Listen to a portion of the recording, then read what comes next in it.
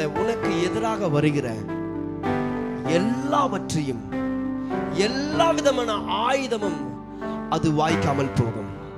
ஹல்லேலூயா, ஹல்லேலூயா. என் கர்த்தராகிய தேவன் இறங்கி செயல்பட்டாருன்னா அது அடியால் இல்ல, அவனுடைய ஜெனரேஷன்ல இருந்து மேல இருக்கிற தலைவன வரைக்கும் எல்லாம் முடிச்சுட்டு அவர் வேலை செய்து முடிப்பாரு.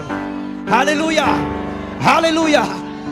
இப்ப பார்வோன் நிறைய பேத்த கொண்டு எகிப்தியர்களுடைய ஆதிக்கத்தை எபிரேயர் மேல காட்டி ஒருத்தனுமே இல்லாம போயிட்டா.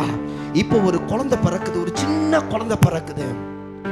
நல்லா புரிஞ்சுக்கோ, தேவ திட்டம் இல்லாத எல்லாத்தையும் என்ன பண்ணிட்டான், பார்வோன் கொண்டுட்டான். ஆனா தேவ திட்டம் இருக்கிற ஒரு குழந்தை பிறக்கும் பொழுது அதுக்கு மேல இதுக்கு கை கூட வைக்க முடியல. ஹல்லேலூயா. 3 மாசம் வீட்டுல வளர்றான். 4வது மாசம் யாரு பசி தாகத்தோட ரத்த தாகத்தோட இருக்கிறானோ, எந்த நதி நிறைய குழந்தைகளை முழுங்கிருச்சோ அந்த நதிக்கு மேல மிதந்து போறான் இந்த குழந்தை. ஹல்லேலூயா, ஹல்லேலூயா. எவன் இவனை கொல்லணும்னு கட்டளையிட்டானோ அவனுடைய அரண்மனையிலே இந்த மோசே வளர்ந்து எழும்புகிறான். தேவன் உனக்கு ஒரு திட்டத்தை வைத்திருந்தார்னா, தேவன் உனக்கு ஒரு வாக்குத்தத்தத்தை கொடுத்திருந்தானா, என் இஸ்ரவேலின் ஜனமே நீ பதறி விடாதே. அவர் எல்லாவற்றையும் தன்னுடைய நேர்த்தியான காலத்துல செய்து தீர்க்க அவர் வல்லவர். ஹல்லேலூயா.